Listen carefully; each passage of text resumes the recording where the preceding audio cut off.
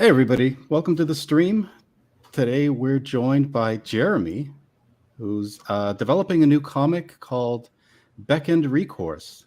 So, we're going to be sitting and chatting a little bit, checking out his project, and getting to know Jeremy a little bit better. So, hopefully, all of you will stick around and join us for that. We've got a couple of people already in the chat. We've got Nefarious shouting us out early. He's saying, "Hail, nerds, hail, well read. Hail, do you know this word here? Tevenant, that's my last name. Oh, okay, cool. So Hell you've got familiars. They're turning yeah. out for you already in the chat. Awesome. Collision Bomb. So welcome. Of course, James Hayes, ever polite. He says, "Hello, well read, your guests, and to all the fine folks frequenting the chat. I hope that you're having a great night." Thank you, James. And Linkovich is missing the gay music intro. So I usually play like YMCA. yeah. I usually play like some indie track or something at the beginning, and that's become my staple. But Nice. no, that's it's just a a little chat here with Jeremy, talking about his book, talking about his time in CG, and what he thinks of the scene over here and the lay of the land. So, Jeremy, we were chatting a little earlier, and you mentioned that you've got to know the Crack Pack, and you hang out on a few channels. You've been around, and you've done a few projects here and there. So, why don't you give us a little background? What have you worked on so far, and what other channels can we find you on other than here tonight? Well, my big introduction into Comicsgate, CG, this inside of independent comic books was following up behind my buddy Joe Catapano, who produced Star Circuit. He came in, gave me the intro. I was like, dude. Yeah, he's wicked cool. We go back to high school. Oh wow. We've worked together. We've lived together. The guy's great. His family are awesome. I love the Catapanos. They're also out here. But so we did Art Bros for a few years, since like 2008, 2020 or 2019, I think is like that last bit of that year, I think is when we started. But it's been fun because it was an easy way for me to get to meet everybody who had books and needed a place to promo them, much like how I'm doing now.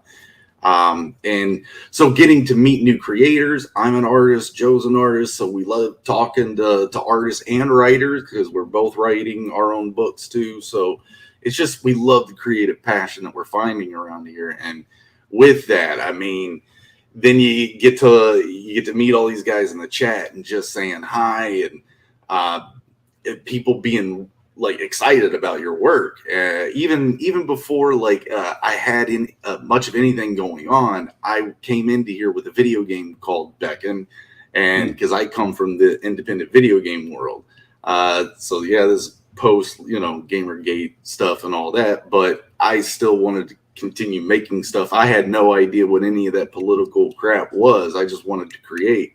Right. So I came in as he went with Star Circuit Comic. I came in and everyone knew me as the guy that's doing the video game. So that didn't go because it was $68K and I didn't have a part of crowdfunding. So I saw it as a neat little platform to go, hey, here I am. This is how serious I'm doing it. And yeah, Joe suggested I make a comic book. So I'm going to make a comic book. And it's not the first time I've been exposed to comic books, and definitely not to sequential type art. I took classes on storyboarding. I've done storyboarding for my jobs in the past. So storytelling through that, and I went to college for illustration. So that's all about storytelling in like one image. So I really loved the idea, and I had stories set up for this world of Honest that I've got, premiering through this comic book to you guys. I've been working on it for a long time, and I love writing stuff. I love reading, like Lord of the Rings and Gulliver's Travels. those type of books were the ones I was picking up during high school. I mean, Sword of Shannara and stuff like that. I hated the show though. But yeah, it's of all movies were like the mid like 80s and the late 80s, like fantasy stuff where they were using practical effects, and Jim Henson, like something very tangible and practical. Hook was another huge inspiration for me when I was a kid, just the Lost Boy architecture. So anyway, getting back to the CG stuff, it's Yeah. like, yeah, getting to meet everybody and learning this culture, getting to the jokes, being part of a lot of the jokes. I was started drawing this comic book on my own channel, so people were seeing where I started from no pages to trying stuff out. I started laying things out, and Noah NTM was in my chat going, "What are you doing? That's too detailed to be thumbnails. Those aren't thumbnails. What are you doing?" But I just kept pushing and kept pushing, and finally I got all that down, and I started to draw the first, page 1 and page 2. I decided it was a double page spread, and when I got the style down for that, people were worried about how much time it was going to take me because of the detail, but I just kept pushing. When I found it and finished it, everybody just went, "Wow, that's awesome." And that's when I figured out I chopped my own head off, because now I have to do that for all the interiors. So basically after that, I went and drew my cover, which was a wraparound, and I took it on. So I'm only 8 pages from being finished with the artwork. Then I go back and letter it, and we were ready to go. But yeah, everyone's been watching me draw that for the past year and a few months. So that's what's been cool, is as I'm drumming up interest before I launch a book, everybody's kind of been getting used to me, because they come in, they joke with me, I joke back, and people wanted some work. I helped them with some work. I built up my own coffers to invest in the work for this. So yeah, I mean, I love everybody. You guys are freaking awesome here. So yeah. Thank you. Especially Crack Pack. Yeah, represent. Hashtag no cowards. Crack Pack bow. So air day. Yeah. That was a lot to unpack. So yeah, no, it's cool. You definitely you exude enthusiasm. You can tell that you're you're enamored with your craft, and you can't wait to share it with everybody. So that comes through. Definitely. That's why I do it. So you said you draw, you write. So you're pretty much well-rounded. You multi-talented. Jeremy here is asking, are you doing the entire book by yourself, or do you also have other artists and colorists involved? It's all me right now. Wow. That's really impressive. Thank you. Appreciate it. Well, so before we get to the project, so you've been hanging out for about 2 years, getting to know people, probably checking out the big streams. What made you decide to use this outlet for, the vehicle to be able to finally realize your creative dreams versus just going to a mainstream publisher or some other publishing house and, shopping your work around and seeing if you could get it into bookstores and into comic shops before crowdfunding? I've been in art for a very long time, doing art shows and then art school, and coming out and seeing how jobs get or how hard it is to get into gallery. It's a waste of time to try to climb that corporate ladder the way it is right now. I believe if you've got the talent, you've got the idea, you can do it independently. That's kind of why I was into independent video games more so. I just don't like the creative lockdown that corporations have to adhere to because of shareholders in any case. And that fractals down to the management, how projects are run. And I get efficiency, but I also get, there's a lot of NDAs you have to sign, a lot of agreements you have to sign that basically sell you away to them, no matter if you're in their building or not in their building. You can be at home doing your own thing, but they own it if you're hired by them. I hate agreements like that. Don't like them. I think it chokes the spark of creativity. It makes me want to get up and do it every day, So I stay independent as much as I can because I like having that oversight. I like learning how to manage it because I get smarter. I evolve. I get better. I make mistakes too. That's how, you learn to kind of, you take responsibility for them and you learn. Sure. But the biggest thing here is I get to talk to you guys, the ones that want to read it, that want to buy it, that want to check it out, that will tell me, hey, this sentence was spelled wrong or this didn't make sense. Make sure you don't do this on the next book. You guys are there. If I'm in a corporation, I just got to listen to one guy go, that's not how I want you to do it. All right. So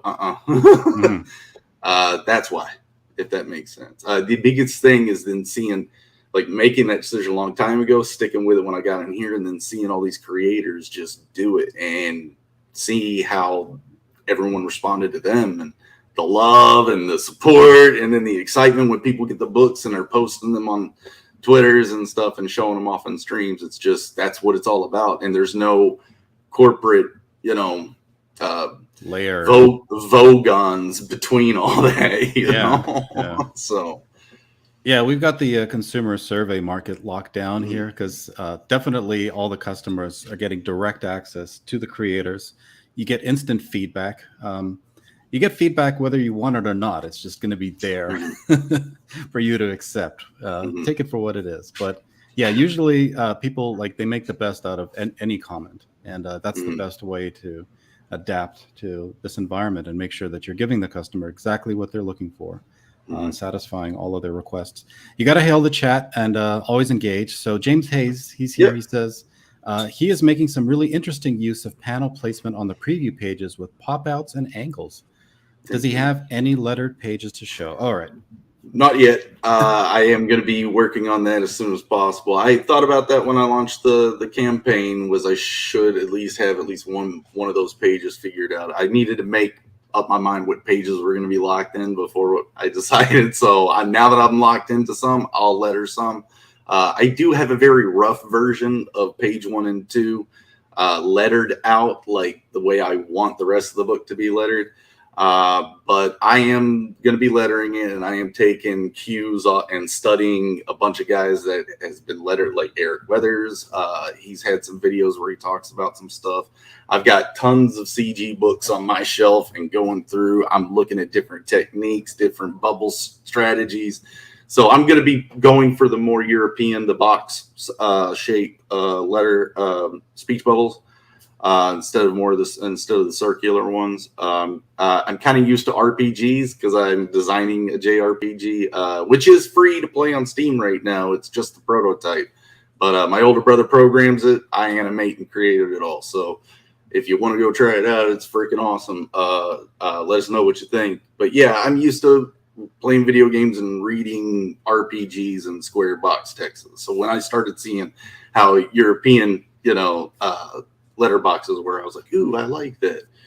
So yeah, and then Bancroft's like, your art's kind of more European anyway because the details. I was like, all right, I'm gonna fit, I'm gonna go that way with it.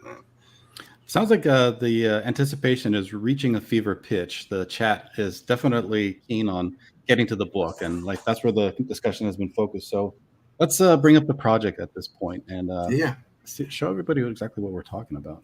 So the book is Beckoned, Recourse. It's on Indiegogo right now. I've got the link in the description, pinned in the chat. Everybody, please go check it out. Give Jeremy some support. This is some amazing, incredible art here. Thank you. I'm stunned that you're doing this all by yourself. So high tier, professional grade. This is your first book, is that correct? Yes, sir. Are you working with an editor? Because a lot of people are going to ask you that. Nope, not yet. I will be right before I get it out the door and printed, because I am passing it around to, again, other customers, future customers, stuff like that, to kind of see, is this making sense? Does it sound like that's clear to you? I've got a lot of good friends around me that I've already passed it around, and I'm making edits to it, and I have been since I started. So the book has been completed in a layout form for a very long time. Since I prototyped my video game, I've prototyped my book real early. So that first 2 months of production, I laid out everything in this value form. Let's see. So this is like the page 1 and 2. So you'd see how they're just roughed in shapes, but they're pretty detailed in general. Really nice line art. Thank you. Appreciate that. I think it's rough, but you get it. The whole book is like this. So I do have bubble letters on those, but the whole book is done. So I passed this around to guys, or I passed them a digital version of it, and they got to check it out and give me edits. I added a couple pages to the original story. But yeah, it's just flesh it out better. I mean, I'm always thinking I'm too close to my subject, something that SCAD taught us. always get fresh eyes, always want the critique, But a lot of people get bad critiques. So you just shut up and take what they say and don't argue with them. But, take what's good out of it. So when you hear good critique, it's valuable. Listen to it. And I still have 2 things to adjust on that page 1 and 2 because I just got a good critique the other day. It's about just base world lighting stuff, just 2 adjustments. And I was like, oh, dang, that will improve it. Heck yeah, thanks. But so I do want to get those letters. But yeah, I'm sorry, kind of lost. You asked me a question. I went off on this thing. No worries. So let's actually give the pitch for this book because I think that's something that people kind of want to know. They want to know a little bit more about Beckoned, what this world is, what you're trying to establish, what we can look forward to in the futures, because that's also a key thing. People want to know, is this going to be a series that I can invest into long term, or is this going to be a one shot where you're going to follow up with something totally different? But people really want to know what they're going to be getting once they back Beckoned. You ready? Yeah, go for it. All right. Lay it on us. All right. Beckoned Recourse is a 32-page saddle stitch comic that is suitable for a teen audience. And no, I'm not reading. I'm going to back off of that. I just like that opening. In the vein of Dark Crystal, Lord of the Rings, Labyrinth, Neverending Story, those things that I mentioned earlier. It's a story about a planet called Divanus that has 2 major substances that influence the life forms on the planet. One of those substances, these crystals that they call lodins, and these crystals vibrate with a resonant harmonic. And since they're all over the planet, these vibrations work in tandem to create this conscious form called the Shadrea, which is a layer of reality that interacts with the physical reality on this planet Divanus. So the creatures that can learn how to use and tune their minds to the vibration of the crystals can make magic happen. That's one part of the substance that's very influential. The other one is a substance called denethite. It's a very corrosive substance. It needs a host, so it's parasitic. It'll basically drain the life force out of a thing and then puppeteer it like Weekend at Bernie's. Their brain is still alive and they have conscious awareness if it's a life form that's consciously aware, but it's heavily influenced by this substance. So anyway, that's the setting. So our comic story follows a Jiri father, and Jiri are these monkey creatures.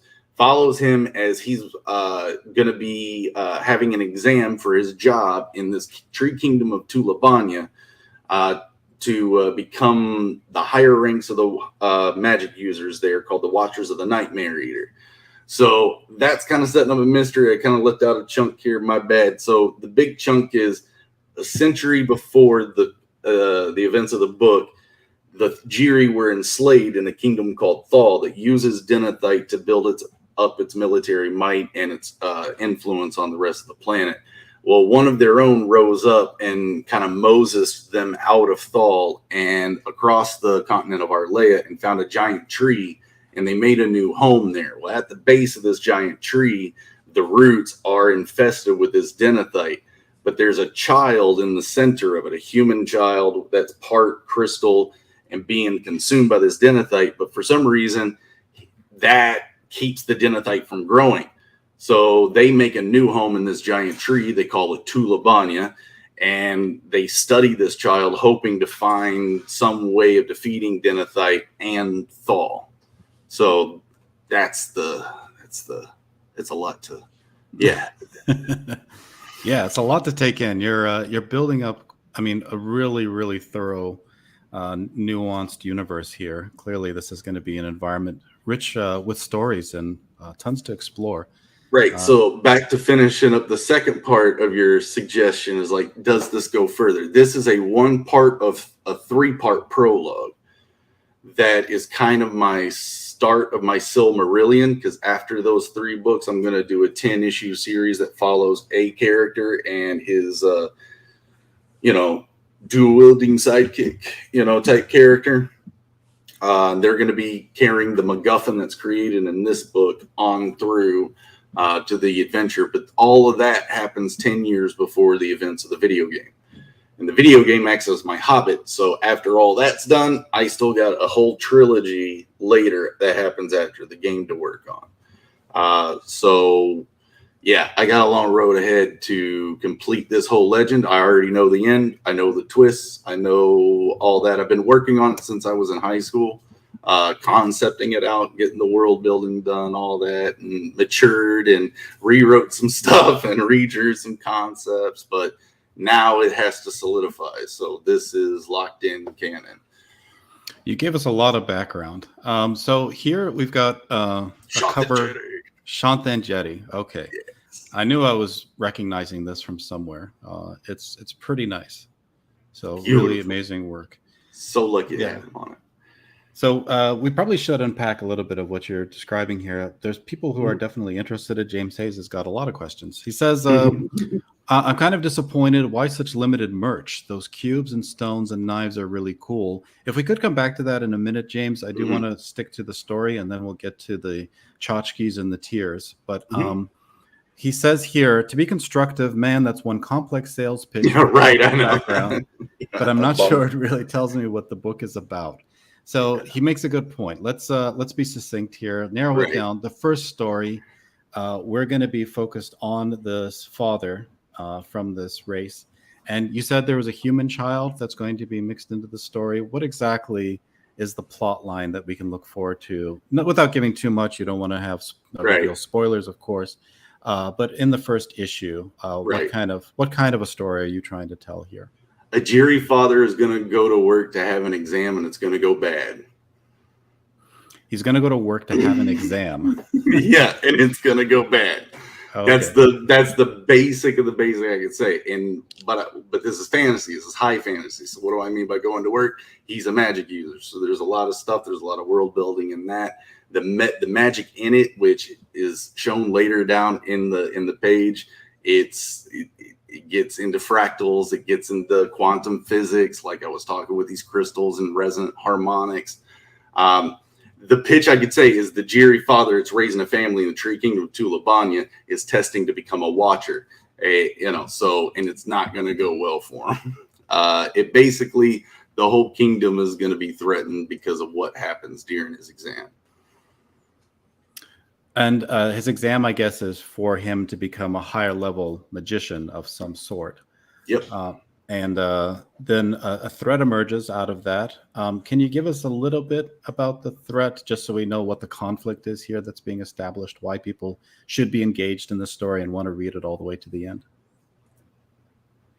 I don't feel comfortable answering that. No. Oh, okay. I do have an answer, but no, too direct of a question. I'm not giving that out yet. You all read it, find out. All right. Sounds good. Yeah. What about other characters? Can we look forward to something beyond just the central character? There are, down on the page, there's a list of 6 characters that do appear in this book and will reappear in the next book. That kind of follow. He has a wife called Eulafi. He has a child named Sardige, which is named after his mentor Sarfagan in the purple fur that we can see right there. His mentor raised him himself. His Tepestro's dad is long past, so his mentor has been like a father to him, learning him to be a good father and magic user. The Watchers, Morthus, Sardige. I mean, this one book, it is 32 pages, so I can only kind of go so deep with so many characters, but they all have this depth that I wanted to bring out through their connections, through the complexities of their characters, and these I've already got later drawings and later stories that you can even go on the website and kind of ruin for yourself if you want to. There's spoilers on my website, zadestudios.com. There's a novel section right there in the middle. And no, I shouldn't have to require you to go to that, but I'm telling you not to. It spoiled it. There's just a lot of material. These characters are deep. I have plans for them. The question about the chime cube, so we can get to that later, but that kind of ties into a lot of what I have answers for that can answer a lot of questions and into that too. So the reason why it was only one is because you all didn't know what the heck it was, and I wasn't about to make 10 of them and put such a price on them. So now that I see that you liked them, for the next campaign they'll come back out. but that thing makes an appearance in this world again to liven up the world building a bit with how the children are taught the crystal magic. And it's a kind of like a Pavlov's gun for this issue, except we won't see it again until the next issue, where it's a giant catalyst for the event in the second book. And the idea is that once these 3 books are completed, I'll smash them into a hardbound for everyone, so the whole prologue's in one good solid chunk. Cool. But yeah, there's my character breakdown, so you can really learn the characters basically from that, again, as far as I'm willing to like express them. So you're playing close to the vest, so you want the backer to feel like their investment paid off once they get that reveal. They see exactly the story is about. Mm-hmm. You're not concerned at all about the customer satisfaction at this point. You know that they're going to be stunned once they get this book and get a chance to read the whole story. Yeah, it's not presumption. I've asked around. I've shown it. Like I'm pretty confident that we're in a good spot right here. Cool. Yeah, some interesting characters here. Very diverse cast among an alien race. So a high-ranking watcher. It's just one of the races that we have in this world. This isn't a furry book or anything like that. I do have humans in this. That's what the child, the Nightmare Eater. If you keep scrolling down, you'll see the character tag for him. He's actually on the back of the wrap cover of the book. But yeah, that's what a basic watcher looks like right there. But yeah, that's the Nightmare Eater. So it's a part human, part crystal child that's being consumed by this denethite that's in the tree. So he's always been asleep since they've seen him. So I could tell you this as a hint: he wakes up and he's pissed. How about that? That's about it. All right. So that's pretty good. Yeah. Okay. Cool. All right. Yeah. Let's get to some of the perks here, because that was another thing James wanted to bring up earlier. So actually, let's go through the tiers, because I think that's something that people are going to want to know what exactly they're getting if they're backing at each level. Here's, excuse me, $65 is getting them a pretty complete package here. Color edition of the book, grayscale, which is always appreciated. We want to check out the line art. The colors here are amazing, but it's always appreciated when we get to actually see the pencils and the inks that went into crafting this entire world before the colors reimagined and changed the tones. So you also get the alternate covers here, which is also very much appreciated, and this Loden crystal. I don't know if that's what James was talking about here. He said limited merch. So I don't know if he wanted more bookmarks, maybe. Well, these Loden crystals I make here, they're acrylic casted. I color them. They come in assorted colors. I make them here, so they're not sold out. Buy all of them you want. That was the whole point of me learning how to do them and casting them here. The other stuff is I made these things. Like, these are handmade by me. I didn't get someone from Etsy to do it or anything. Not that there's anything wrong with that, but like, these things are just so much fun for me to make. I've always done stuff like this since a kid. Civil War reenactment, bullet bags and stuff like that. In Kentucky it was kind of a thing. But these are acrylic cast resin. I put some color into it. I made the handle. It all came out great. They feel great. They're well balanced. I'm really happy about how they turned out. Everybody liked them. So I only offered 3 of them. So I've already got one because I'm keeping that one. But I've already got one of the shards already casted and the handle started. So there was only 3. I wish I could make them faster than that, but I still got to finish the book and then fulfill, and I don't want to get stuck with, all of that just on my first book. I tried to keep it small and contain, manageable. Like you said, I am kind of doing everything for this first run. And your entry point is pretty good here. $20. You also included digital with each book that people back. So and there's multiple covers they can choose from. Now the digital is only my colored version and my wrap cover. Again, if people want to bootleg my art. The rest of the guys don't deserve it. So yeah, the digital version's only of my colored copy, my cover. So yeah, the main A cover. The interiors are the same on Yeah. all of these editions, though. You don't have one where there's something additional or supplemental. No. No, it is the same book on the inside. There's one that's a colored version, and the other, the ones with the grayscale covers or the black and white cover, those are grayscale interiors or black and white interiors. It seems like the best deal here, 160 for a character portrait, and you've got already 4 people claiming that. So two left, guys. And if you want an example of what the quality will be for that, I gave away these free sketches during the Bancroft launch. So that's a pencil graphite. That's my finished pencil graphite, which is a little bit different than comic pencils, but they have a very velvet sheen. This is on Bristol vellum. So yeah, that's a Inglorious Rex piece I did. But I'll be putting a little bit more to these character portraits. Mm-hmm. And they're limited to 6 because I feature 6 characters there on the page. Yeah. And I'm guessing here you only had one of these cubes because, as you said, you're making them yourself. So you want to. Yeah, I could have made more. I just didn't think you all would respond to them that well. But it's like, well, you can put another one up. I don't know. I'm a little nervous and picking up extra work on top of what I've got to already do. So, how much effort goes into making one of these knives? That's about a week's worth of work. I've already got the mold made, so it's pouring the acrylic, letting it cure just the right way, because then I've got to dingy it up and age it, which requires me to then kind of heat treat it like you actually do metal, except I do it in the stove and in the freezer. And that changes the temperatures to get it to actually solid up the way it's supposed to. I kind of actually have to do it the wrong way to get the dinginess to go into it. But yeah, they work great. Yeah, a lot of effort. I could see why you probably wouldn't want to have too many to offer. I mean, if it's taken a whole week just to make one. Yeah. So yeah, these are a worthwhile investment for anyone that is able to grab one. Hey, Dark Gift. What's up, Dark Gift? Have you have you had a chance to interact with Dark Gift yet? Mm-hmm.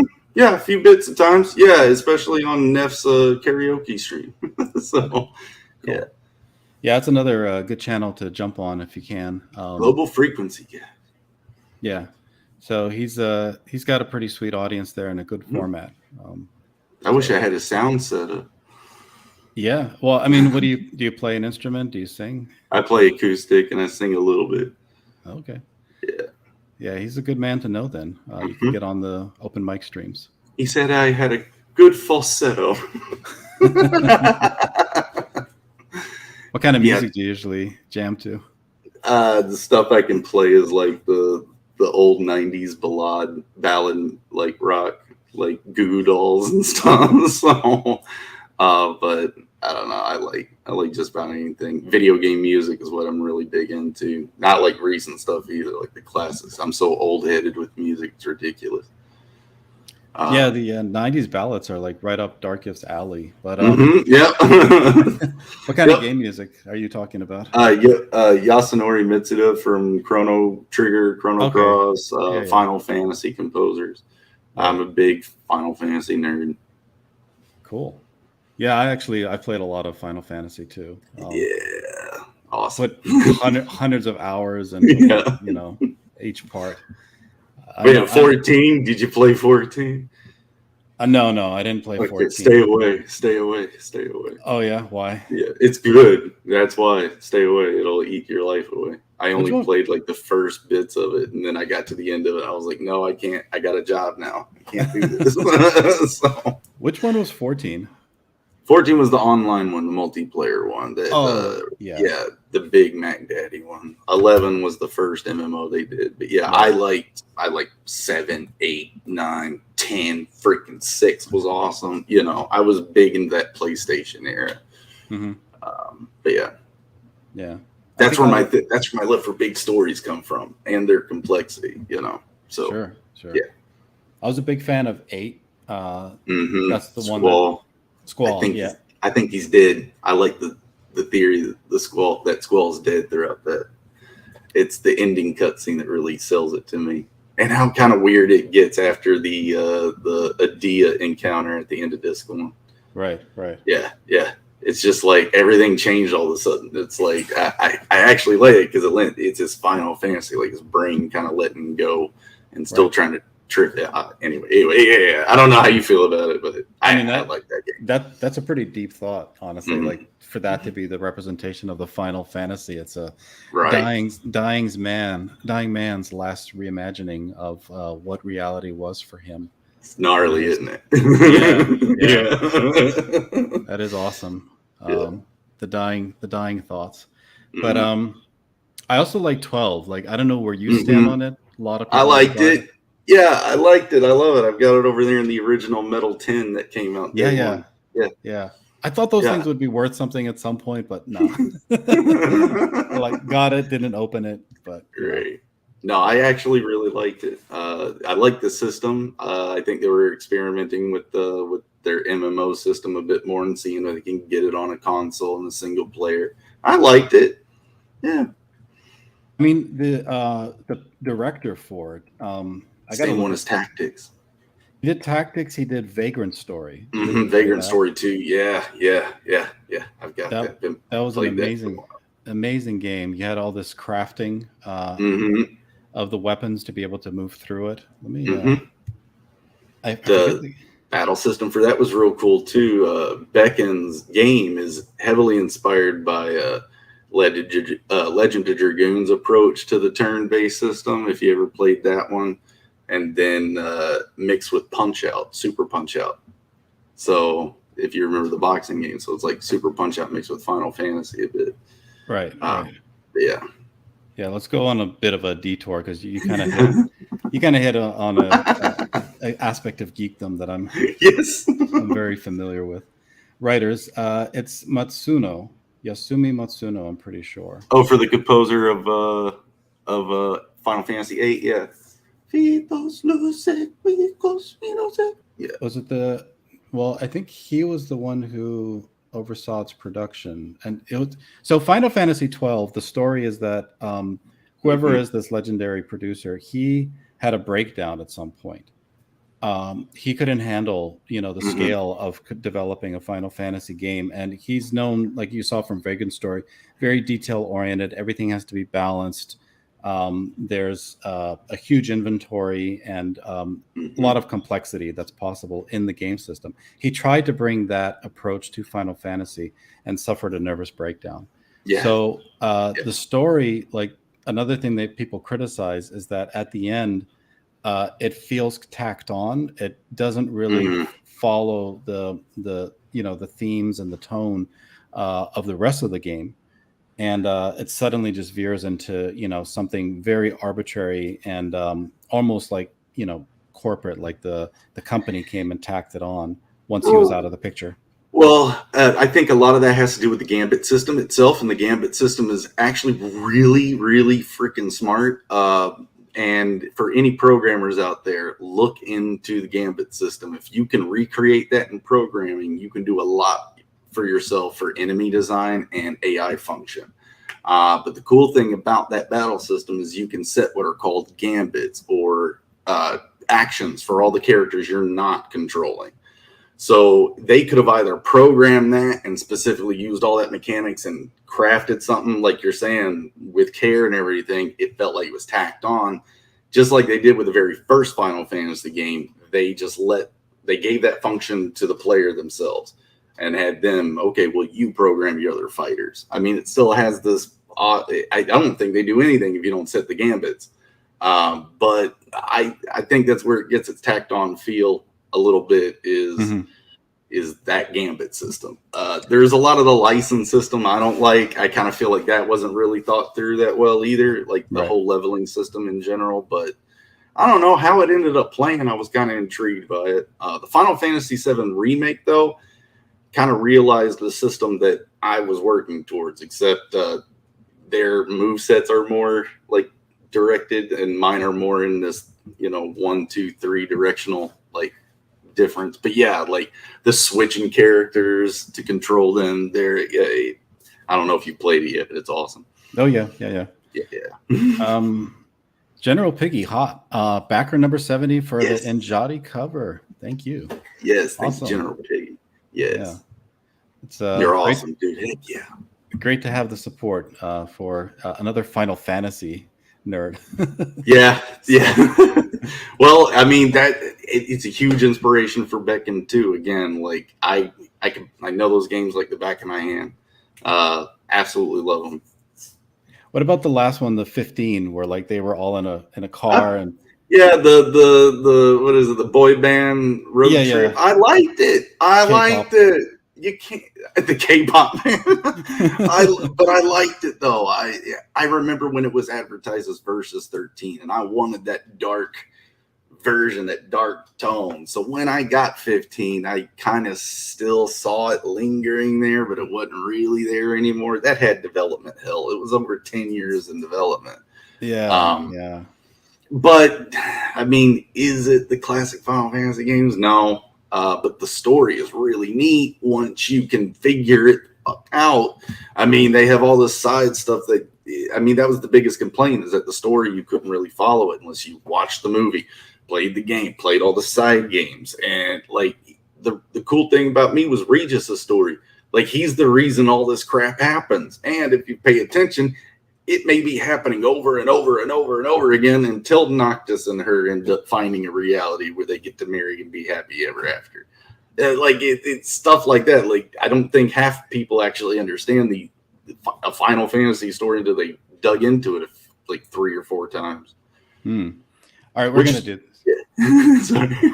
We're going to do this. So we're going to rank the Final Fantasy games. We've got okay. Game Informer. Are they a legit source? What do you think? They used to be. I like Tips and Tricks better, but I don't even know like if they're a thing anymore. Well, if they rank the Final Fantasy games, would you concede to their ranking? Would you? No, you think that they're just totally out, Yeah, I think they're out of the loop. They don't know what the hell they're talking about. All right. We got then GameSpot. What about them? Go for one. It doesn't matter to me, man. Everyone's gonna have their opinion. Yeah. All right. So GameSpot's opinions on the best Final Fantasy games ranked. At number 14, Final Fantasy 2. Should we start from the top? What do you think? I think start number 1. Like, if you have to scroll down for it, yeah. There we go. I could get. I'm getting some flashes. Okay, I get you. 6. Okay, all right. That's a lot of people's first one, right? Okay. It's the first one we got exposed to that was on that par. That was on that golden age of Super Nintendo, where they were right at the end of the development, or life cycle of Super Nintendo, and it was pushing all of the best sound chips that are out there. They were pushing all the graphic animations that they were doing. Like, this was just a beautiful game following after Chrono Trigger. And Secret of Mana. They were just going hog wild right then in that time. Right. Yeah. For James Hayes, I'm going to quickly grab your links for your YouTube channel. Make sure he has that. So he's asking, I want to make sure I'm responsive on top of that. There's the YouTube channel, and I'm pretty sure that the website is linked off of that. I could be wrong.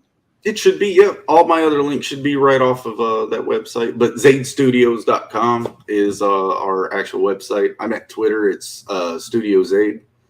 But yeah, should be pretty easy to find me there. I could drop your Twitter too. Make sure that people have as many resources as possible to find you and stalk you. Thank you. Make sure they get their comic book. Thank you.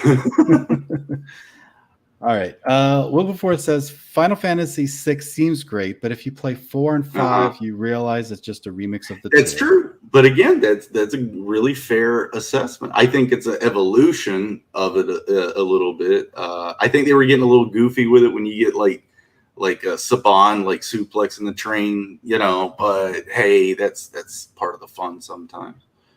Okay. Yeah, the stories are really good. Like Terra was interesting, but even 5 or 4, I mean, they had like really good stories. I think it was 5 that we actually saw a character die and not come back. So the next trick they did that in was 7. So, and you all know what I'm talking about. Before we go to 2, what's where would you rank these 2 series? Which one is better, Chrono or Final Fantasy? So Chrono Cross, Chrono Trigger, those games. Chrono sings to my heart stronger. Yeah. It just, and then see Frog G in this group, and I'm like, oh, Frog's always been my hero. So, like, yeah, Chrono sings to my heart more. Like that sense of adventure. I can still hear that music and remember feeling that same feeling and turning it on and being like, oh my God, this is so awesome. And then Chrono Cross came out in like my formative teenage years, so we didn't know enough to not like it, and so I invariably think it's my favorite game ever. I love Chrono Cross. Yeah. It's just beautiful, and the concept and the story is subtly connected in such a way it stands on its own, in my opinion. It's sad that we didn't get more of that series. Honestly, just like those 2 amazing games. But yeah, those are probably the top. Some people like put Xenogears up there too, but I don't know. Xenogears was good. Yeah, I didn't like the voice acting that much. Yeah, and I mean, I just felt like the story was a bit directionless too in Xenogears. Like it had way more heart, way more focus, I think, in Chrono Cross and in Final Fantasy. So that's just my opinion. Yeah. There was too many characters in it, Linkovich. I get that. The battle system was clunky, but once you learn how to like use the stamina in it, it actually gets pretty interesting. And that's actually you get the good ending for Chrono Cross is learning how to jank up the battle system or take advantage of it. But yeah, it's weird. It's a weird game. That's why I like it. Linkovich stepped away to make dinner, and now we're talking about JRPGs, and he's listening at 2x speed because this is where the conversation got hot. He's into Final Fantasy Tactics. I agree. That is also an amazing strategy RPG. Loved playing Final Fantasy Tactics. Oh, here we go. We started something, so we're about to get the lowdown from Zay. Here's how nerdy I am. Let's see. I grabbed the wrong one, but I got the original Final Fantasy cartridge. Oh, so sweet. And I have Tactics over there. Yeah, let's see that. I just found a copy of it. Oh, right here. Yeah, just found a nice fresh copy of it. So nice, clean. Got the book on the inside. The disc is all clean. Oh, sweet. You got some like a Final Fantasy-esque piece right behind you there. I think to your left, black and white. So if you turn around and you look to your right. Oh, this thing? Yeah. That's mine. I did it. Is that inspired though a little bit from some Final Fantasy? That's the Denethite armor or Denethite that's a substance in my stuff. So I liked that big guy in Spawn. I don't know his name. Thought that face was creepy. The actual picture right there you can find on zaidstudios.com. It's just digitally colored now. Cool. Jabba says we're losers. What's up, Jabba? It's an indication we're doing something right. So let's see. Linkovich has the original sealed slip. So, and Wilberforce says Ogre 64 was the best of all. That was good too. Yeah, my buddy really liked Quest 64. I think Joe's the one that liked Quest 64. I'm like, really? Actually, Linkovich James has another question. I think about something else. Is the hand drawn map to his right for his comic books? Oh, this isn't a hand-drawn map. Again, on zaidstudios.com, you can actually see the full world map. This is just a section of for when I'm doing the 10 book series. This is the section of the map where all that's going to take place. So I've had it up here just so I can get my notes down right and stuff. But yeah, this is where we're hanging out for the first 13 issues of the comic. Cool. Linkovich is saying Earthbound promo item. Okay. Earthbound was a fun game too. Again, that kind of tickled the same that Chrono Chrono Games did for me when I was young. Oh. Richard Cahill says JRPGs are gay. Play manly Western CRPGs. Planescape Torment was my favorite one. Oh. Really loved that one, and then what was it? Icewind Dale. I did play the first two Fallouts. Liked those two. Yeah, I'm an old PC gamer. Would you put any of the BioWare RPGs into this category of CRPG? More recent ones. Well, like Shadowrun. Shadowrun's pretty good. I don't know if that's BioWare. Knights of the Old Republic. And then the other one that they did, Mass Effect.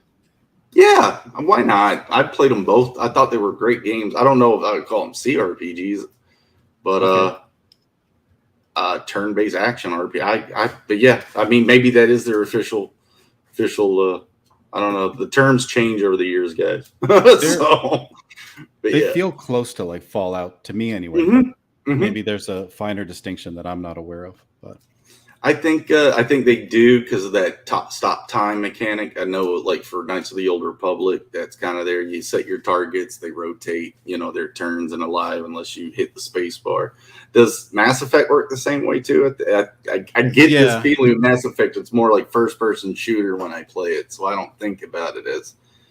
You can do it both. Yeah, you can do it both ways. Like you can do. I thought they gave you the choice. Yeah. You could either stop it. And select your actions, or you can just go through. Same thing as Final Fantasy 15. Yeah, you could do it like turn-based. Yeah, for sure. I don't know if people know this one. It's a little-known RPG that BioWare did. It was set in in Asia. I mean, there's also Dragon Age 2, which I know a lot of people do know. But I want to bring up this just to up my geek cred right now. Okay. I'm pretty nerdy, dog. I might have played this. You probably did. I mean, back in the day, if you were like into the original Xbox when it first came out, this was one to pick up. So let me get the image up. Hold up. Sorry, guys. I'm using ninja skills on the click here. Don't worry. I've got Dang pot liquor doesn't know ninja skills when he sees it. Got it down. All right. So let's just zoom in and let's share that. So we'll come back to Final Fantasy ranking. I promise we're definitely going to get through all 14. But this little one detour for people who want to be completionists and get all the best. This was an early BioWare RPG. Oh, Jade Empire. Yeah, I remember it. First one they did after Knights of the Old Republic, before Mass Effect. Yeah, that's a good CRPG, I would say. I remember seeing that and playing that a little bit at my buddy's Xbox. Yeah, I would say it was a good, that feels like Baldur's Gate a little bit with the way it controlled. Neverwinter Nights was a game that was kind of big CRPG around the same time that I really like. That's coming out around the same time as Jade Empire. But yeah, that's a cool game. It was fun. So classic BioWare, before EA bought them out and everything just went to pot at that point. So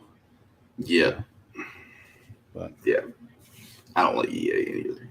yeah. I mean, how many Maddens, with small tweaks can you play? I mean, when I was talking about the NDA and the agreements when you work with them, that's the one that's out here with game development's the worst one I've heard of. Yeah. You work for them, they own everything you create, whether you're in the building or not. It's like, screw that, dude. Well, they're a sweatshop too. That's the other thing. Yeah. People work lots of extra hours. They get them young and they're wide-eyed. Impressionable. Yep. They're like, they have a lot of debt to pay off. Yeah. And they pay them crap. They make them work, 14-hour days, and they do it because it's video games and they love it. Yep. And the work is hard. It is. And they just burn them out. So it's a horrible environment. It's not carpentry. It's not roofing or framing. I've done that too. It's a different type of hardware. But sure. Yeah. Well, intellectually hard. There's programming where it's you can coast through it, and there's programming where it's a grind. And video game programming is definitely an algorithmic grind. It's nuts. But if you plan it out well, it goes easy for the most part. You can't. Linkovich is asking, did you ever play Final Fantasy Mystic Quest? Yeah. It was a letdown back then too. I think didn't they just revamp that called the Strangers of Paradise game that they got? I have it over there. I've tried to play it a bit, but I think that's what they were trying to do, is do the origin story for Paradise, Strangers of Paradise. But yeah, I think they brought up the Mystic Quest like angle to it too. But yeah, I played it once. Yeah, it wasn't my. Well, I couldn't get into it. I think it was on the Game Boy back then, wasn't it? I think so. I don't even know this one, actually. Linkovich is digging in the crates. Game Boy. Yeah. And he's Wilberforce is asking, so you didn't finish 14 Endwalker? I just finished Realm Reborn, and then when the last one, or the second one right after that, forget not Shadowbringers. That's anyway. Yeah, I just went through Realm Reborn, beat that, and then I got a job, so I never went back. And Linkovich is clarifying. He's saying it was on SNES. Okay. SNES, Final Fantasy Mystic Quest, and between 2 and 3 or 4 and 6 for the US. How did that work again? Was it 4 and 6 for the US or for Japan? I thought it was 3 in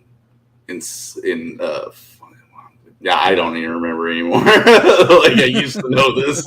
I forgot. I thought it was like 4 and 3 or like 6, and 3 was some other game in the US that they titled it a later title. So yeah, I don't actually remember the details on that one. It gets nutty. Guys, it's just like storytelling in mangas. Guys, if you're digging this conversation and you're into Jeremy's inspirations here, and you're looking for a world crafted from this mind in a very similar vein as the content that we're discussing, JRPGs, classic CRPGs, the whole gamut, check out Beckoned. Consider backing it. Give some support. You'll get some nostalgic JRPGs fifis if you do read this, because Jeremy's inspired by all this work, and he laid all those inspirations down on the page here. So consider giving it a back. Thank you, sir. Richard Cahill is saying 5 wasn't released in US until PlayStation. Mm-hmm. Right, on the anthology disc that came with Chrono Trigger as well. I used to have that one. Okay. We never got 5 until the PlayStation. We got 2, which was 4, and 3, which was 6. Okay. Yeah, that makes more sense. Right. Yeah. Yeah. That's what it was. Yeah. They had the earlier numberings in Japan, and we were getting them as later sequels. Okay. Damn, this is we're getting deep. deep lore. All right, let's hit this ranking. We got to know exactly what you think of all the Final Fantasy games. Squall was dead theory. That's what started. But no, Zodiac Age, I actually I got that on the Switch. I like it. I thought it was a nice polish of 12. I wouldn't put it as the second best by no means. Yeah, I mean, you'd push this down to what, maybe 3 or 4? There's at least maybe even 5, right? Yeah, I'm leaning towards more of that area because I've got others that I liked better than that. Yeah. All right, let's see where. Is it pretty? Yes, but I would say that's in the right spot for me too. Really? You like 10 that much? I did. It came out right when the PlayStation 2 released out here. It was Christmas. My buddy, his parents got it for him, but they hid both of them. They hid the PlayStation, they hid the game. And so he was looking around for it, for a couple hours. But yeah, we played that. Meg Ryan slicing around, kicking water balls. It was fun. Yeah. That's what I think Tidus looks like, is Meg Ryan. But I'm sure you guys heard that joke before. Jabba, we know we're fucking dorks. That's the point. We're dorking out right now. And it has the best voice acting of any video game ever. I mean, at the time, yeah. At the time. We heard, ha, ha, ha, ha. Exactly, Wilberforce. Uh-huh. Yeah. Yeah. In context, that actually makes sense, by the way, but it's still horrible. Yeah. I would not put this at 3 though. Like for me, the world just I wasn't feeling it, and the In characters, Sphera, yeah. yeah, were just off. Hmm. I'd put this below like a lot of the other top tier Final Fantasy Okay, games. okay, It okay. didn't blow me away. All right. Linkovich says I never played a Final Fantasy game past 6. I have 7, 8, For past and 11, he has 12, 13, 3, and 15. right. Yeah. Oh yeah. Haven't, Oh, the sequels. Right. yeah, yeah. Yeah, that's where it lost me too. Yeah. The sequels, and then 13 threw me for a loop. Like, Oh yeah. I Lightning. Oh yeah, I not that I had an issue. It's just the story was so confusing. You right. know, with Lusty, Pulselessy, Falsy, what the hell is any of this stuff? And we can't help but be forced down a linear path. Now, the writer himself said that it was designed to do that, but it's like, yeah, you hold us there for 10 hours though. And Right. then you open it up. And when you open it up, it doesn't even, it kind of feels a lot different. And then the system was all about these paradigm shifts. So you're not even really like, I don't know. It's just, it was a wild one. And then 13 2 was also wild, and its concepts and combat system. I do own those two. I didn't get Lightning Returns. I've tried them, but I don't know. I haven't beaten them yet. Hmm. They're the only ones I kind of haven't, though. I heard that 2 was supposed to be good. With I don't Noah and her the sisters. yeah, the Yeah. fighting engine on that one is supposed to be like much improved, and the world is much more opened up, and so I like the battle system of 10 too. Like, I know not the oh yeah, not the dress up system, but how fast it was. You could actually chain combos and stuff, and members and party members are moving around the field a bit more. It was fast. I actually liked that, but the whole like dress up system I could have done without. It was basically an over glorified soft pornographic like job system. right. But but the actual pace turn like that, I thought that was real cool. Yeah, I think I agree with that. Like the battle system was a lot of fun on that one. Mm-hmm. I don't know if I can find an example of it. Let's check this out real quick. I don't think I get struck for showing some video game content. It's not a huge deal. I don't know. Final Fantasy HD remaster battle gameplay. Let's check this Yeah, out. Joe liked Octopath Traveler a lot too. Yeah. Linkovich. So that's cool. Where like you had the countdown and you had Yeah. to hit it at the right minute. Yeah, that was just for Titus. Like, each character had their own. Yeah, like Yeah, yeah. Kamari. I think his was just an auto go, but you had like Orin had this big combo button you had to take down. Right. I think she was just a choice as well. Yeah. One of these like here. Yeah, that's Waka's Okay. slot machine. Oh, the soccer ball. I remember this. Blitzball. Yeah. Yeah. Okay. Cool. Yeah. Anything else here? Oh, and That's this guy. Orin. Yeah. There we go. Let's check this out. This is cool. So it's this old ninja guy with the sweet glasses on, samurai. Mm-hmm. So you do button combos to hit off his special attack. See you later, Marlboro. 9,999 damage. Yeah, they powered him up for this vid. Yeah. Doesn't get any sweeter than that. And of course, what is a Final Fantasy game without the summons? So Right. Velafor. Yeah. nice. Oh yeah. Always Damn, I didn't know you could be this into Final Fantasy game. Sad.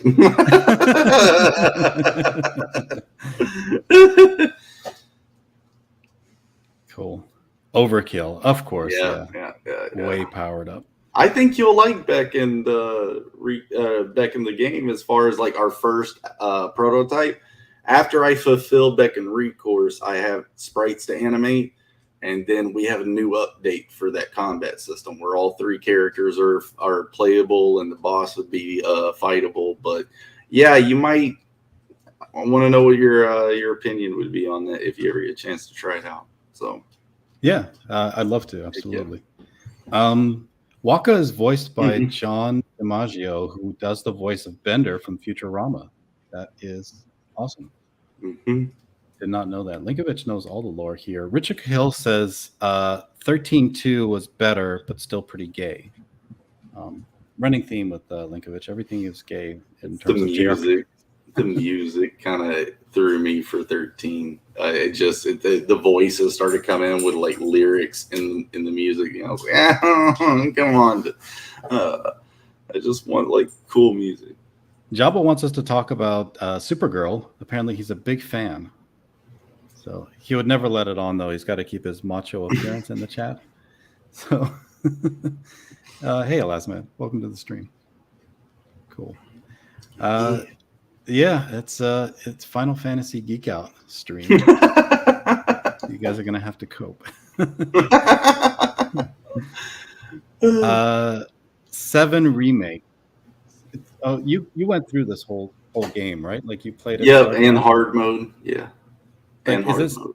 Is this a fair ranking? I never got a chance to get into it that deep. Nope, it's not a fair ranking, and the reason why is because it's not complete. Oh, well, that's a good point. But is it absolutely beautiful and gorgeous? Is it pretty well made in a lot of respects? Yes. To me, did it tickle? Did it like bring up the nostalgia of playing the old game again? Yeah. Have I played the old game since this one? Yes, and beat the old game because this one wasn't complete. So yeah, like there's that little great, but I think it's one of the best games you could play if you have the mind to. Okay, so it's pretty good. The Honeybee Inn section gets a lot woker than it was in the original one, but at least it's I don't know, you get past it pretty fast. You all right, but it's the funniest part in the original one. You know, it's like that was the funniest thing. But yeah. Well, it's sad that they went a little woke, but Linkovich wants to know who's the gayest Final Fantasy character.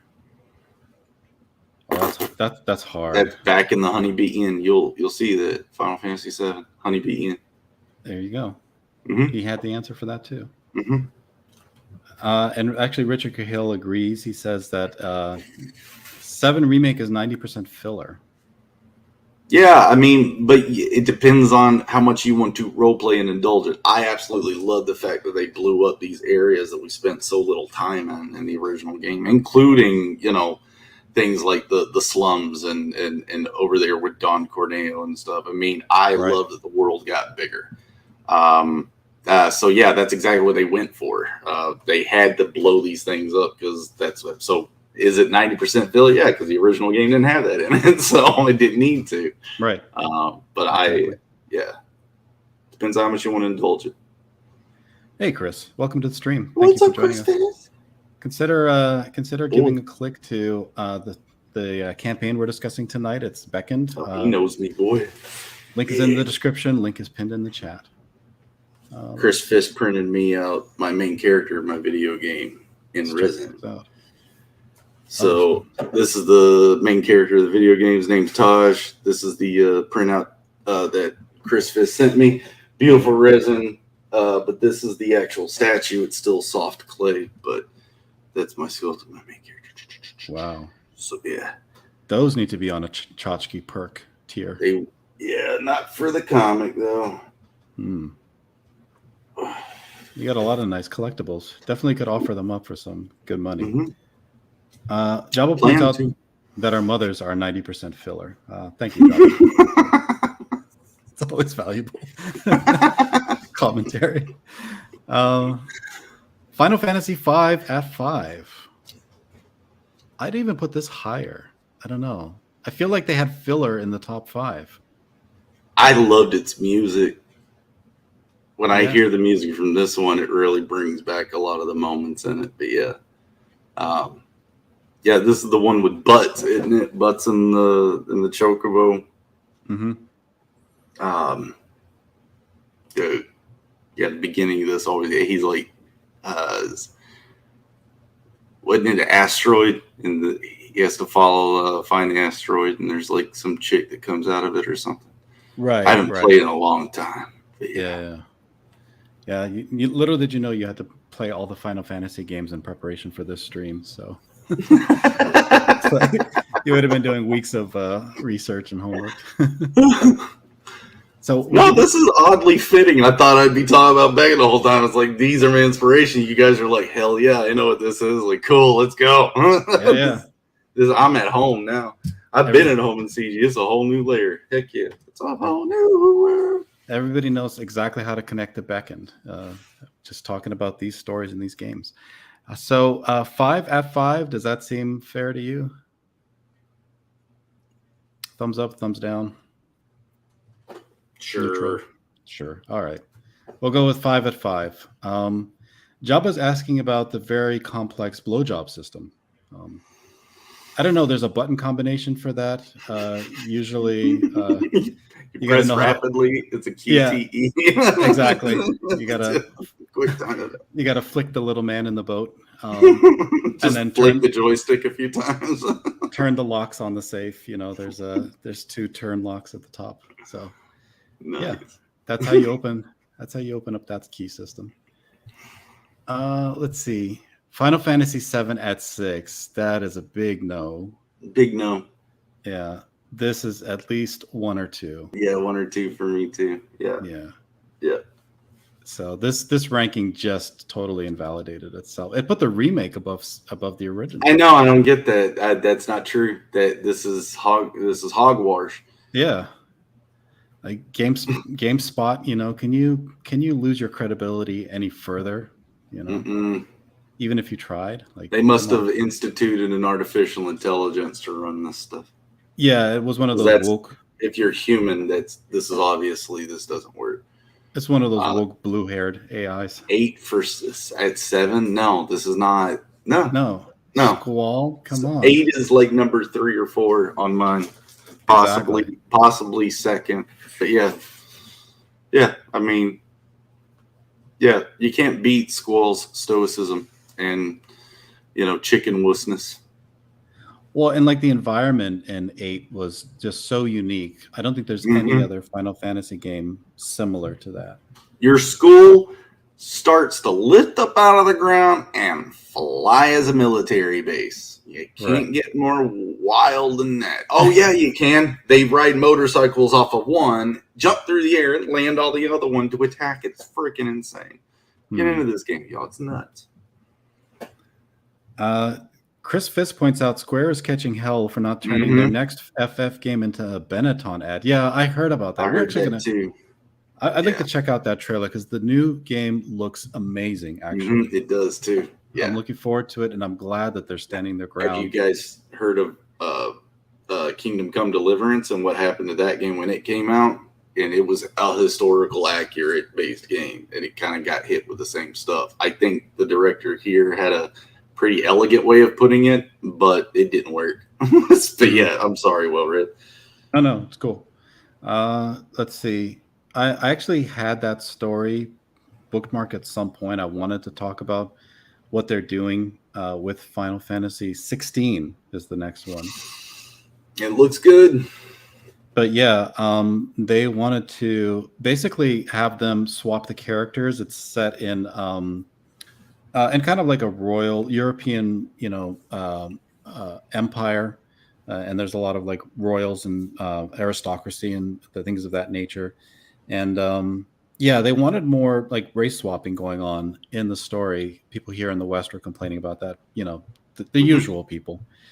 And the devs of Final Fantasy, they stuck their ground and they said, look, we're not going to be changing things. So actually, even if they did attempt to do that, they were afraid they would offend the audience over here.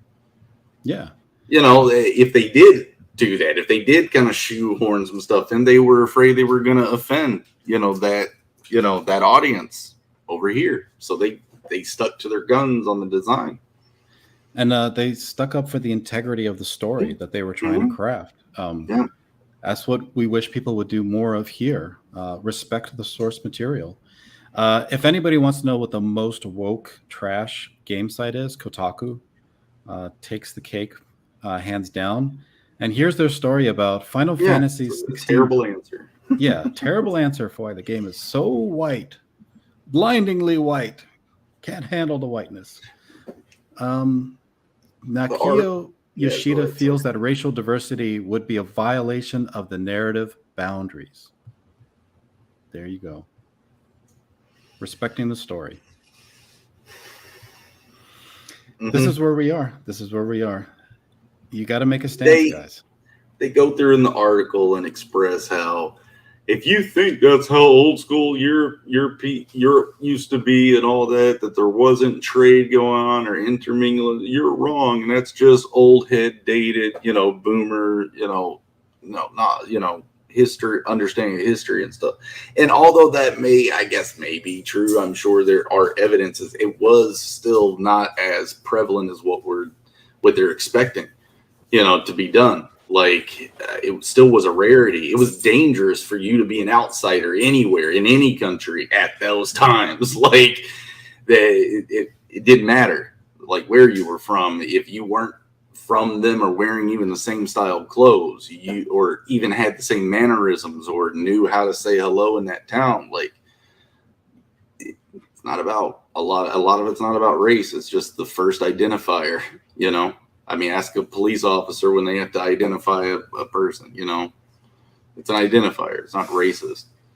Yeah, I mean, Alexander Pushkin, who was a known poet in the Russian court, he descended from, I believe one of his parents were black, so he was of mixed race and allowed into the Russian court. Hmm. He was a rarity, and he was the exception. This Mm-hmm. is not the rule. So if you are going to make a story that's reflective of the makeup of the circles of that time, the royal courts, typically race swapping and making sure that it's representative and multi-ethnic is not a really accurate way to depict those environments. So Mm-mm. he is considered one of Russia's greatest poets, but he was an exception. So people should acknowledge that we can't rewrite history when we're trying to craft narratives surrounding it. Yeah. Legends, stories of the mouth. This is what like a lot of the natives learned, that like the winners of wars write the history books, but word of mouth, like tribe to tribe, story to story, family to family, that's to them that's where a lot of the truth holds, because that's not controlled by a government. Anyway, it's an old idea I heard from a old native. Othello was a man alone, says Wilberforce Wooster. Hmm. There you go. Yeah, a couple of tangents there. Sorry. Yeah, no, you're good, boss. So yeah, let's hit the rankings and let's get through the top 10 at least. Yeah, yeah. All right. Where do we put 4? I'm putting 4 at 4. I think. Yeah, I'm gonna put it at 5, and I know I had another one at 5. I don't care. These rankings are jacked. Yeah, yeah.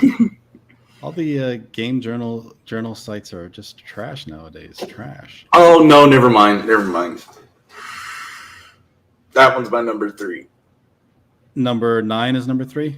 Yep, that's my number 3. Yeah. I really love it. Yeah.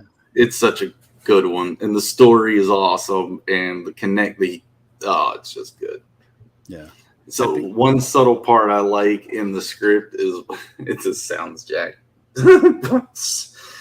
It's when Vivi and Zidane are sitting there, and Zidane's trying to like talk him like through an emotional like moment where Vivi finds out he's like an experiment or something, and it's like they're peeing behind a tree. So it's like those little character details. Right. It's fucking hilarious.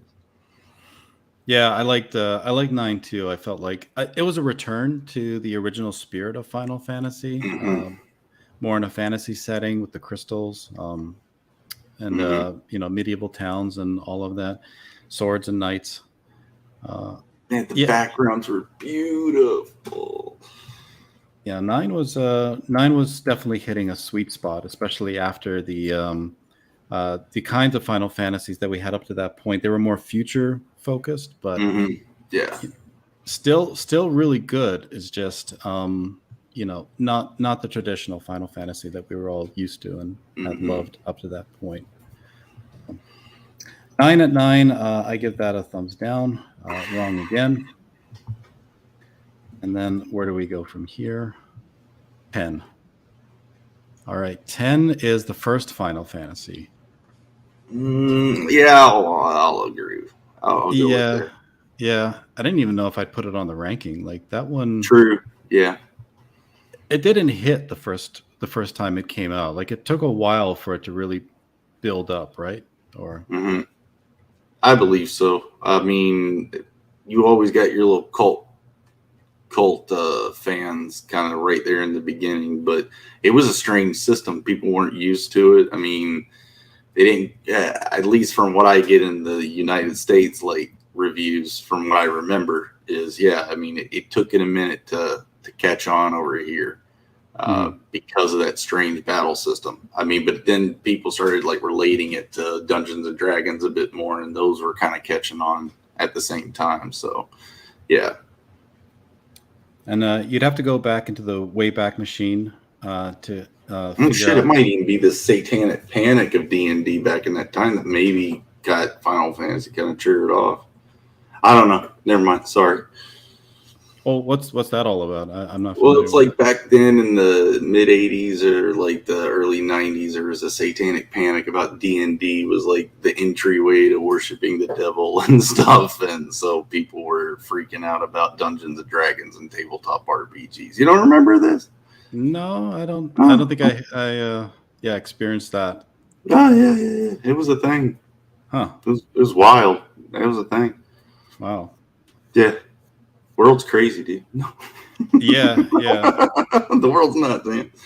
yeah. Clearly, I mean, it's not getting much better, so you just gotta No, it strap was in. like with rock music back then as well. Like all these reports you were hearing of like preschools and all that stuff that was popping out real heavy back then. But yeah, I think it all was kind of moving it. But my dumb thought was, hey, Final Fantasy was like the knockoff tabletop game at the time. So maybe, but it was a dumb thought. I Hmm. thought I thought out loud. As we all do, as we all Yeah, do. yeah. Hmm.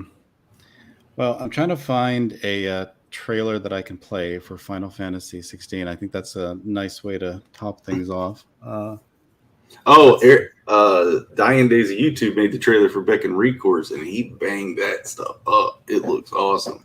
All right, yeah, let's hit that before getting to any more Final Fantasy stuff before we wrap up.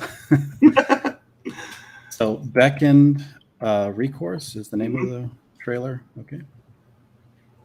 Should be on YouTube, but yeah, it's right there on the campaign page. I don't see. Wow, you've been on a lot of promo streams. That's Yeah, everything that's coming up here. Let's. Thanksgiving is coming around, so I was trying to get all these in before that week. Oh yeah, it makes a lot of sense.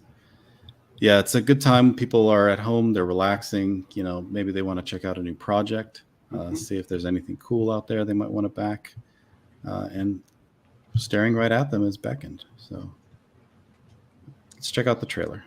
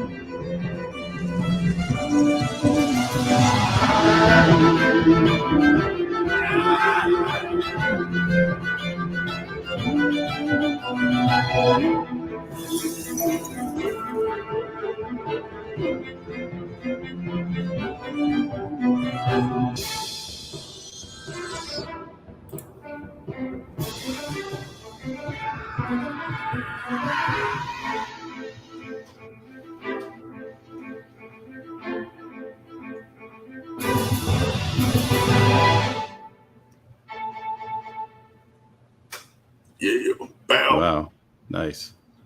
Yeah, He Dying killed it. Days. Yeah, he's got a lot of talent. Makes really good trailers. Gotta agree He's with a that. really nice dude too. Yeah, I haven't interacted with him much yet, but I do know that when people want trailers, that's one of the first people they go to. Dying Days of YouTube always bangs it out. I've got. Hogan the Bogan.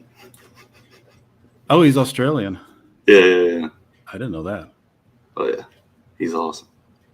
I've got the trailer here for Final Fantasy 16 from the PlayStation website, but I don't think I'm going to risk this stream getting struck because hoping that people will check it out on a replay and consider buying backing Beckoned. So, let's see. Let's check in. I'll send you a link in your private chat so you let me know what you want to show at. Since we're talking video games and Final Fantasy, but yeah, that's the Steam link. Okay, absolutely. Yeah. So this is for the game that you mentioned earlier, right? Mm-hmm. Yep. All right. Let's check out this. It takes this. place 10 years after the events of the comic book series that I'm developing. So yeah. Nice. So this ties in nicely with the Final Fantasy discussion. We can see how much this evokes some of that nostalgia for us. You must engage the darkness. If you are going to regain the memories lost to you. You must stay strong. A lone child's presence does not bode well for the circumstances. Knowing, yes. And inquisitive.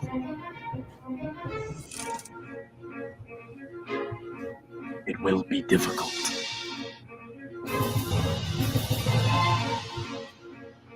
Well, that's just perfect. But try to remember. You are never alone. Nice. Yeah. Very nice. Yeah. People can get the game and they can get the comic. So and get the complete package. Mm-hmm. Yep. Well, guys, I guess we'll put a bookmark in it there. Richard Cahill says Final Fantasy III was not on the list, and it was the sweet spot of gameplay and story ratio. Just enough story to be interesting without endless, interminable cutscenes. Yeah. I don't know what to say. It's sad, the state of gaming, but thankfully we have Beckoned to bring us right back to the things that we love in gaming. And Wilberforce, I did the voice acting for the trailer and for the video game. Dwight voiced one character, so totally agree with you. When we get the money to get them, we'll hire the right guys. But yeah, doing what we can. All right, guys. Thank you for doing what you can to support Jeremy, support his work, and support Beckoned, if you please. We have the link in the chat one last time. I'll drop it in there. And people, I encourage you, please go check it out and give Jeremy your backing and your love. Make sure that he keeps producing great content for us for many more years to come. Let's see how we did tonight. So 64 was where we were at. Yeah. And we picked up 2 backers, 66. Thank you guys. Appreciate you so much. I know this is a rough time in the year, but thank you all very much. I was just excited to be putting it out finally, and it's the first time in my life that I get my artwork in a collection to be able to sell. I mean, this is a big thing for me and everyone who's known me, so thank you all very much. Appreciate it. You guys rock. Awesome. Mm-hmm. Thank you so much putting your support behind Jeremy and this project. It deserves it. It's finely crafted. Jeremy's a talented guy. And he's clearly got the dork geek cred. Jabba has said so in the chat. So heck yeah. Give love to one of your own. Jeremy, anything you want to leave us out with before we close out? I just thank you very much for having me, man. And I can talk Final Fantasy all day. If you ever want me back to do that, I can. We can go all into it. 4-hour Final Fantasy stream coming up soon? Sure. Fine. Yeah, sure. we'll go through the entire series in glorious detail. I could. All right, guys. So look forward to that sometime in the future. And we will check you all later. Have a good night. Thank you all.